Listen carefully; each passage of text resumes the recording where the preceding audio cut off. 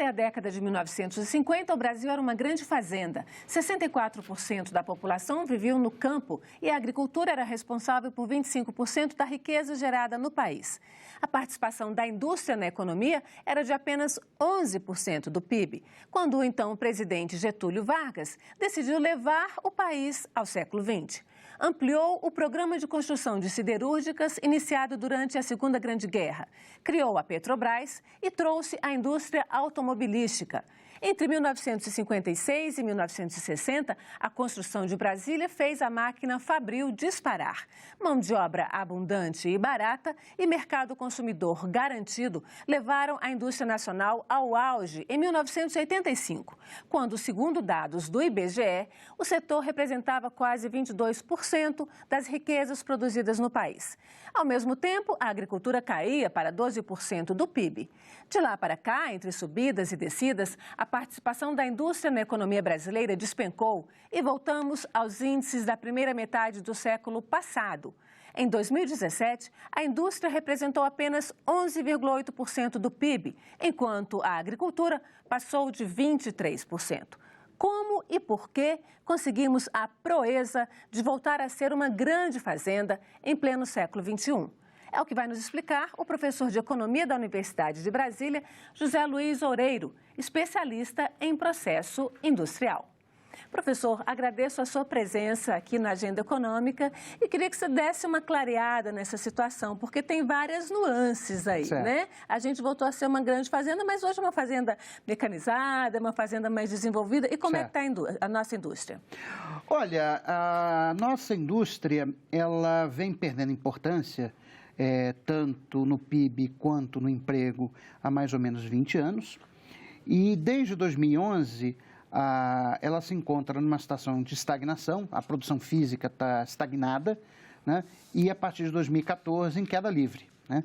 Quer dizer, a nossa produção física da indústria de transformação, e aqui é importante esclarecer para os espectadores, né, que a indústria ela tem 3 segmentos. Você tem a indústria de transformação, você tem a indústria extrativa mineral, e você tem a indústria de construção civil. Tá? Então, quando a gente está falando de desindustrialização, é a indústria de transformação, é aquela que transforma insumos em produtos, pode ser bens de capital, bens de consumo duráveis, não duráveis, bens intermediários. Tá? Mas assim, ela já seria uma sequência, aí, por exemplo, da indústria extrativa, se a gente pensar em minério de ferro, né? Por exemplo. Não, mas a indústria de minério de ferro, embora a gente chame de indústria, na verdade é simplesmente você pegar... mineração, é pegar o minério de ferro, extrair.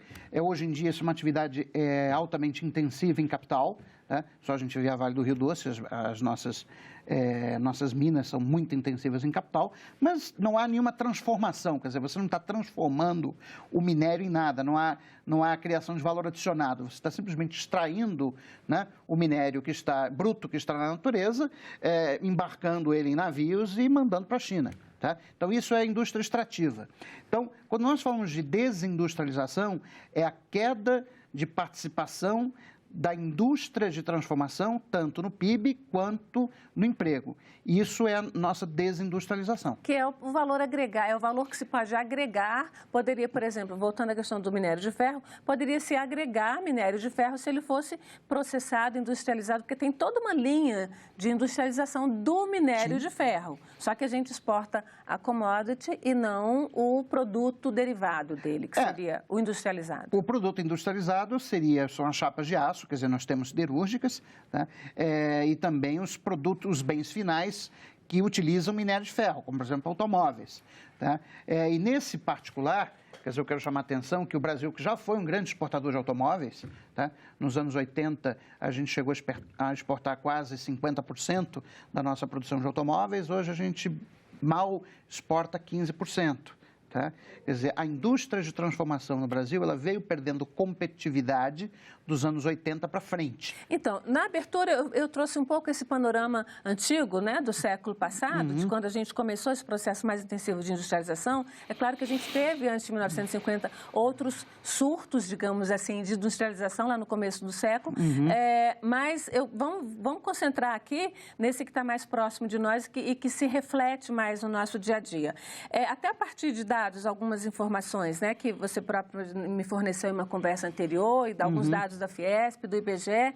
A gente fez um quadro onde a gente pretende mostrar para o telespectador um pouquinho desse processo da indústria de transformação. E aqui, falando da indústria de transformação especificamente, e aí pegando 1980, que foi o pico, né, da indústria de transformação no Brasil, e, quer dizer, ela veio sendo preparada, veio crescendo desde a década de 1950, chegou no auge em 1980, na verdade, em 85 teve até um pouco maior, e depois voltou a cair, e esse dado que a gente tem aqui é de 2012, mas a gente tem dados mais novos. Eu queria que você explicasse um pouquinho esse percurso de lá para cá, então. Como é que foi chegar nesse pico em 1985 e o que aconteceu depois? Então, durante o processo de industrialização da economia brasileira, de industrialização mais rápida, que é dos anos 50 aos anos 80, você tem a economia brasileira crescendo a uma taxa média de 7% ao ano e a indústria de transformação crescendo a taxa de 9%, 10% ao ano. Tá? Isso, às vezes, muda um pouco de um ano para outro,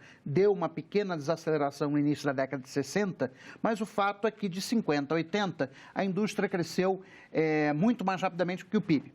Por que ela cresceu mais rapidamente do que o PIB? Que estava acontecendo no Brasil, nesse período, duas coisas. Em primeiro lugar, um processo de substituição de importações por produção doméstica. Quer dizer, o nosso modelo de desenvolvimento industrial foi um modelo de industrialização por substituição de importações até o final da década de 60. Né? Que é o fechamento do mercado. Não era um fechamento. Fechamento é pesado, porque, na verdade, é um termo incorreto. Porque, na verdade, todos os países de industrialização retardatária, ou seja, que não foi industrialização original, que é Reino Unido e Bélgica, né, foram países que passaram por substituição de importações por produção doméstica. Então, o Brasil não foi diferente da regra. Tá? Só que esse modelo de substituição de importações, ele se esgota num determinado momento. Ele precisa ser substituído por um modelo de promoção de exportação de manufaturados. Nós começamos a fazer isso, né, no final da década de 60, início da década de 70, tá, quando o professor Delfim Neto era o ministro do Planejamento, tá, do governo do general Costa e Silva. Tá? Ele montou todo um sistema de promoção, de subsídio à exportação de produtos manufaturados, né, e de confisco cambial sobre o café, né, que neutralizou que os economistas chamam de doença holandesa, né? E com isso você conseguiu promover a exportação de manufaturados. Para você ter uma ideia, no início da década de 60, apenas 10% da pauta de exportações brasileira era de produtos manufaturados. Né? Já em 1973, tá, no final do milagre econômico, mais de 30% da pauta de exportações brasileira era de produtos manufaturados. E isso vai continuar crescendo até o final da década de 90, tá? Mais ou menos que coincide com o final do segundo governo Fernando Henrique, em que nós vamos ter 60% da nossa pauta de exportação constituída por produtos manufaturados. Ou seja, houve uma transformação tanto do lado da estrutura produtiva no Brasil quanto da sua pauta de exportações, em que nós deixamos de ser uma grande fazenda de café, né? Em que a gente basicamente exportava café, mais algodão e alguma outra coisa, e passamos a ser um grande exportador de manufaturados. De 1980 para cá é que esse modelo começou a desandar. Você pode dar um exemplo aí dos manufaturados que foram os principais da nossa pauta de exportação nesse período? Olha, nós tivemos bens de capital, automóveis, bens intermediários, bens de consumo duráveis, quer dizer, tudo isso foi sendo, né, parte da nossa pauta de exportações nesse período de 70 a 90, em que a participação dos manufaturados na nossa pauta de exportações cresceu de forma bastante significativa.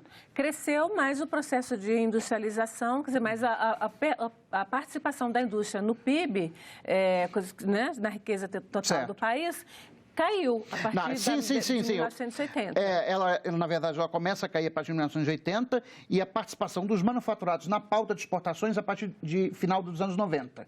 Então, nós temos, nos anos 80 e 90, dois movimentos. Nós temos um movimento de desindustrialização, que é redução da importância da indústria no PIB, e, a partir do final dos anos 80, uma reprimarização da nossa pauta de exportações.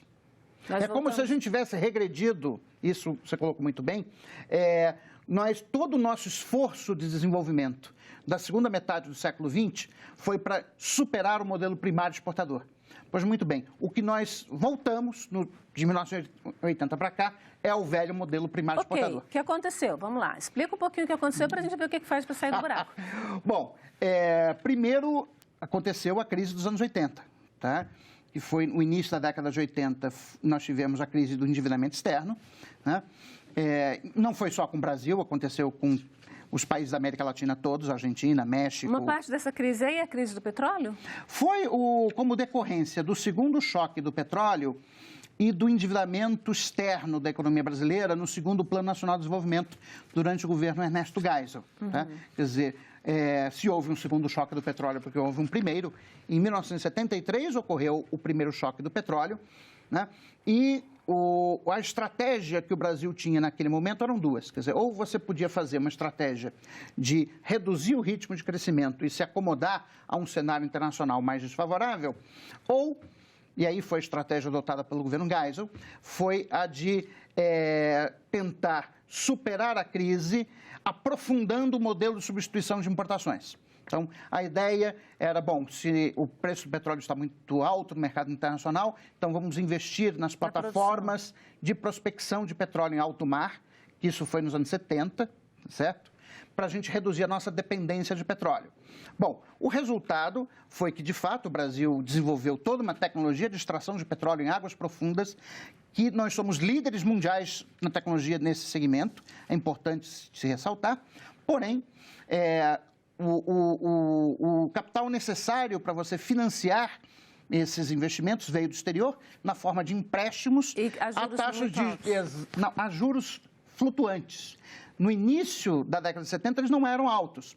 O problema é que, com o segundo choque do petróleo, em 1979, o Banco Central dos Estados Unidos, ele muda a política monetária, aumenta muito a taxa de juros e os bancos americanos, seguindo a política do Federal Reserve, aumentam também as suas taxas de juros e, como o Brasil havia contraído empréstimos a juros flutuantes, então o serviço da dívida externa aumenta muito. Então, o grande endividamento, só para a gente fechar esse raciocínio, brasileiro foi, então, ali no governo militar, no governo Geisel, exatamente. Tá? O grande endividamento externo. Sim. Tá? Hoje, só para também deixar claro para os espectadores, o Brasil não tem um problema de endividamento externo, tem um problema de endividamento interno. Tá? Mas, na época, era um problema de endividamento externo.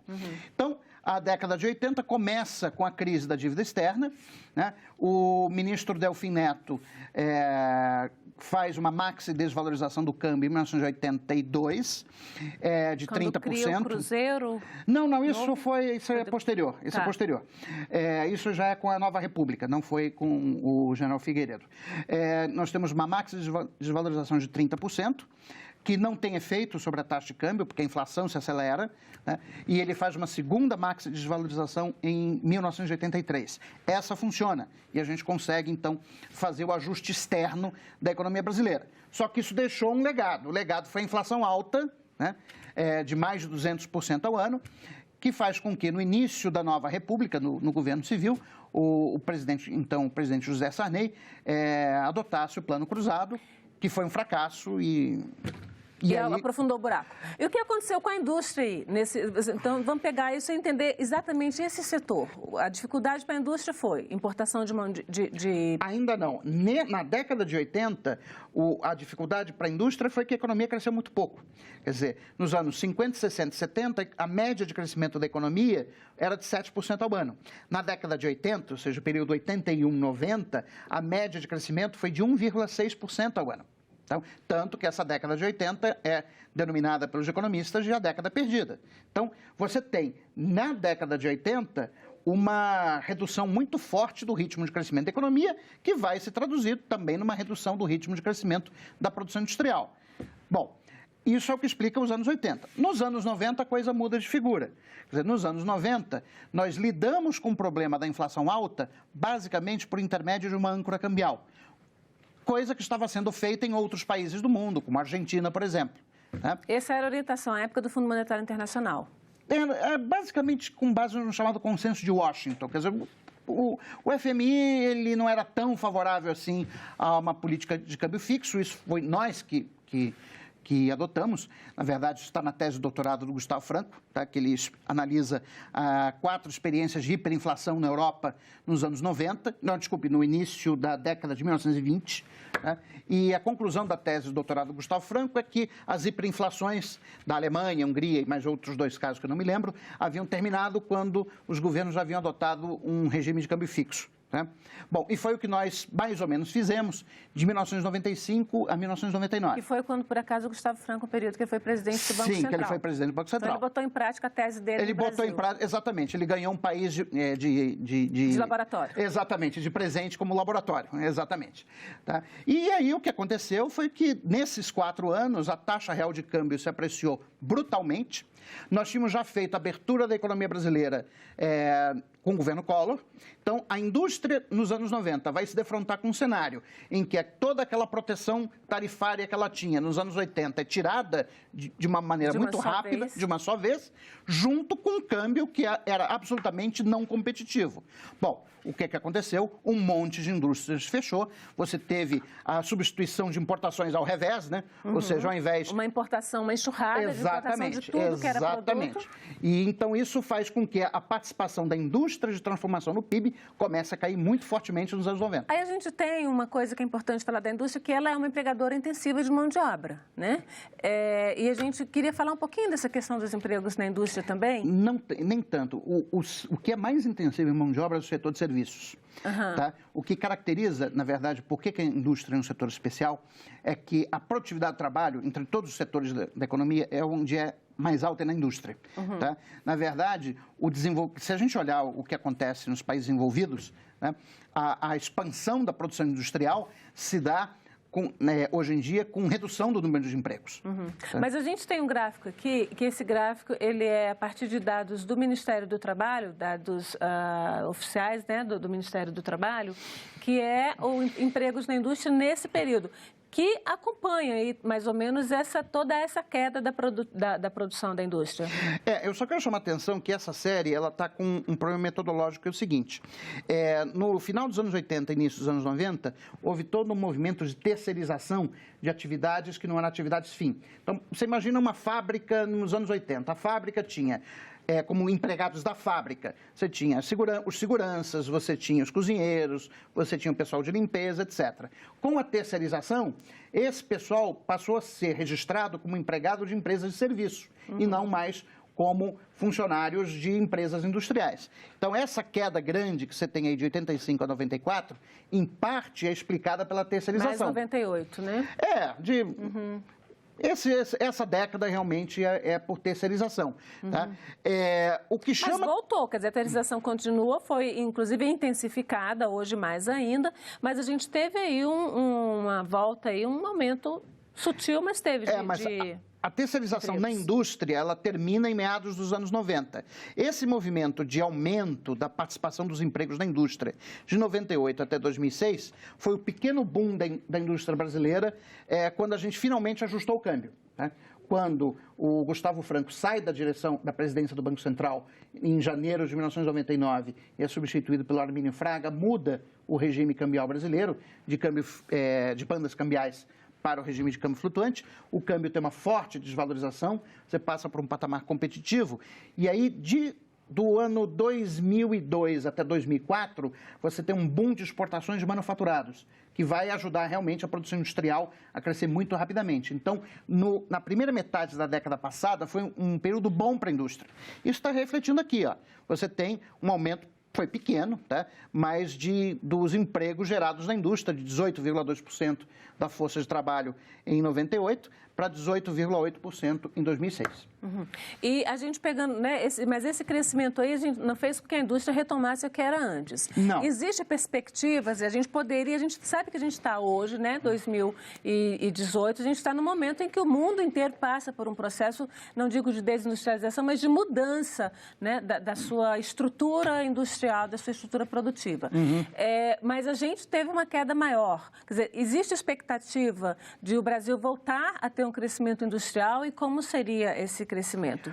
Olha, eu sou muito pessimista quanto a esse quadro. Né? Quer dizer, não é verdade, eu quero esclarecer esse ponto, não é verdade que o mundo esteja se desindustrializando. O que está acontecendo é que as atividades industriais já estão se concentrando em algumas regiões. Tá?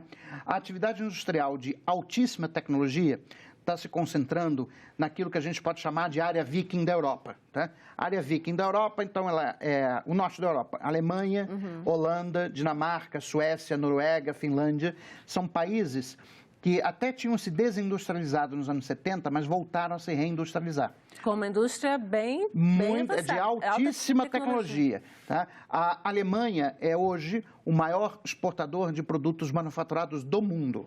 Não é a China, é a Alemanha. Tá? E a segunda região que está concentrando a atividade industrial é o sudeste da Ásia. Então você tem China, Coreia, Japão, né?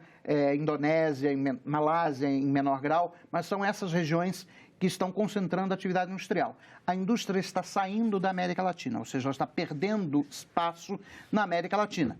Bom, a pergunta é, por que ela está perdendo espaço? Isso, né? por quê? Bom, existe uma razão estrutural.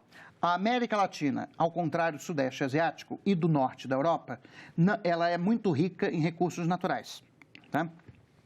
Seja minério de ferro, como é o caso do Brasil, seja em terra e sol, que permite... E água, né? E água, que permite você ter cultivo de soja em larguíssima escala, trigo, produção de vinho, enfim. Isso gera, então, esses países, eles são extremamente competitivos na produção agrícola. Como eles são extremamente competitivos na produção agrícola, os mercados financeiros internacionais criaram uma convenção de que a cotação da moeda desses países, o valor da moeda desses países, está muito atrelado com o preço das commodities no mercado internacional. Como todo o Sudeste Asiático, que tem 3 bilhões, 4 bilhões de pessoas, está passando por um processo de urbanização muito rápido, eles estão demandando alimentos e minério de ferro em larguíssima escala.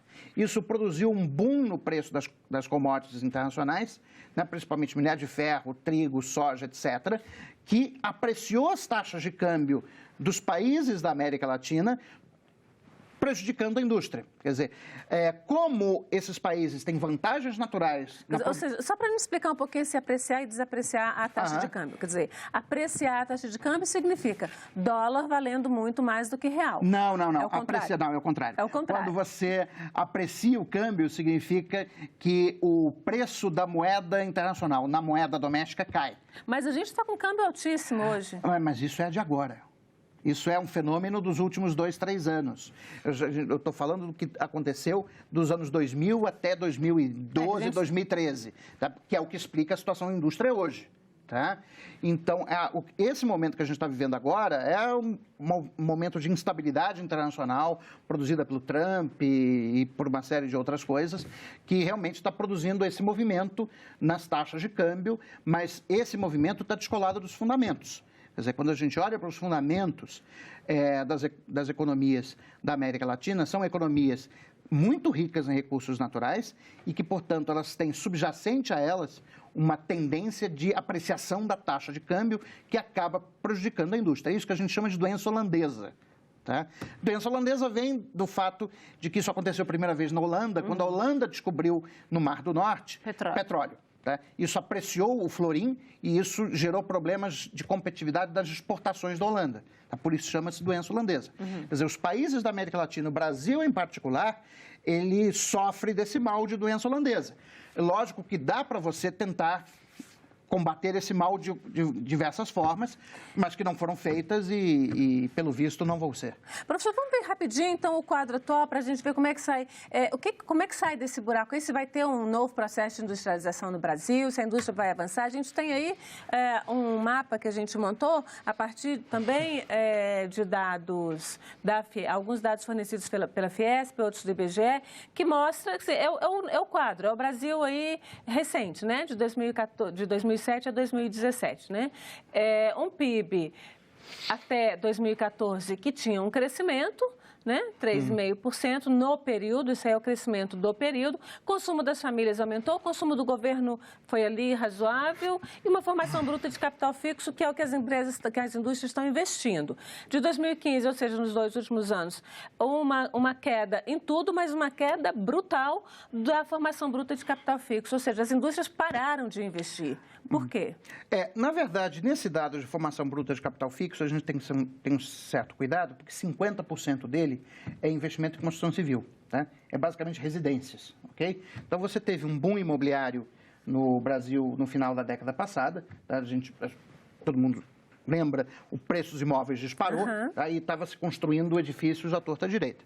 Então, isso explica boa parte daquele crescimento ali de 5,9% da formação bruta de capital fixo no período 2007 2014. E também a queda agora, no período 2015 2017, também é a contração do investimento em construção civil. Agora, de fato, as indústrias não estão investindo. Agora, elas não estão investindo já faz muito tempo.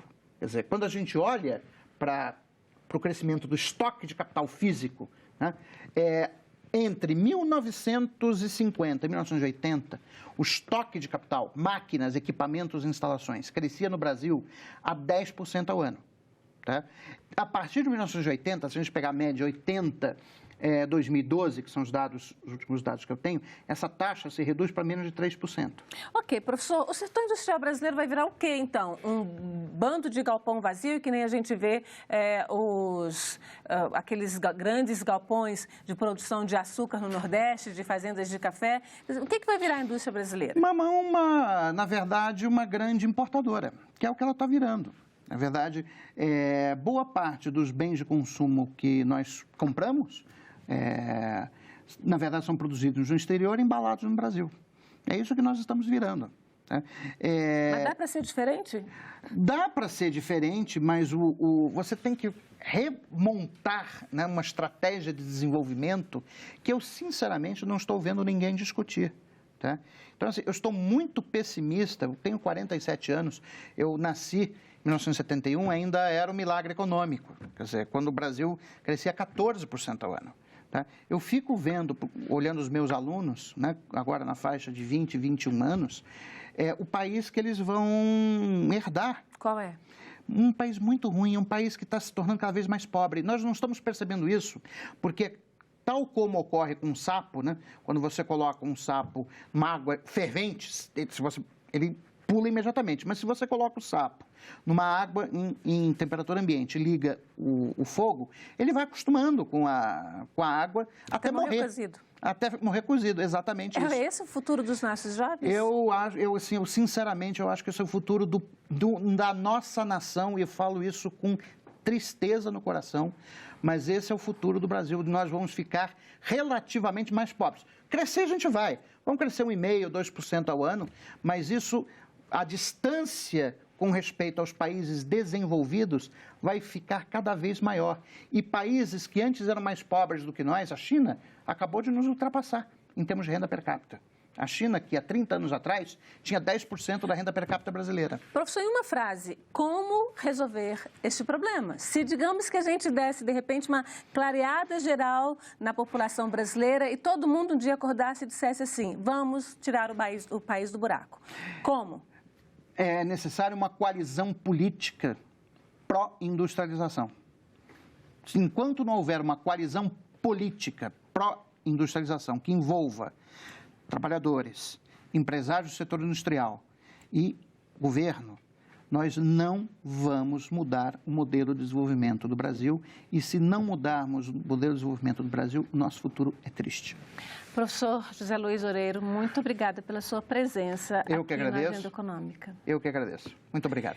E agradeço também a você que nos acompanhou. Se quiser baixar este programa ou indicar para alguém, acesse a página na internet, senado.leg.br/TV ou o canal no YouTube, youtube.com/TV Senado. Mande seus comentários e sugestões pelo telefone 0800 61 2211 ou pelo e-mail agendaeconomica@senado.leg.br. Até a próxima agenda.